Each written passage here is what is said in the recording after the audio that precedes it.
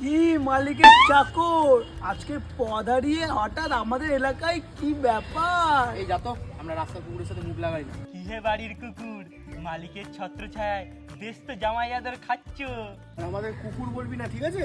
আমরা বাড়ির special dog, আমরা দিনে 3 বার খাই। আর মালিক আমাদের সারাক্ষণ কোলে নিয়ে ঘুম পাড়ায়। আর আমাদের দেখ সারাদিন ফ্রি থাকি, যেখানে ইচ্ছা যাই আর সবাইকে ঘেউ ঘেউও করি।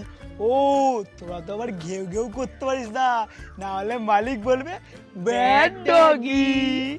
ও মা তাই? রাতে খেতে পাস তো?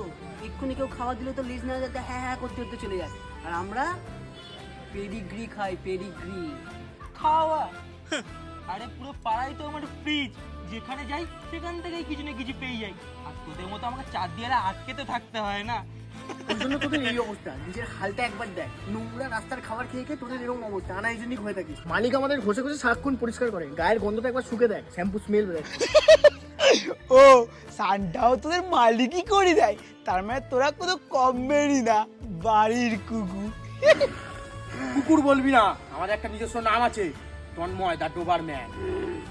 ওই দেখ কুকুর, আমার নাম লেগেছে ডুবার ম্যান। আরে কুকুর কুকুরের মতো থাক, বেশি মানুষ হবার চেষ্টা করিস না। কুকুর আবার কুকুর বললি? কুকুর মালিক আমাদেরকে এখানে বলেছে বসে থাকতে, আমি যদি পারমিশন দিত না এরকম ছিঁড়ে খেয়ে নিতাম।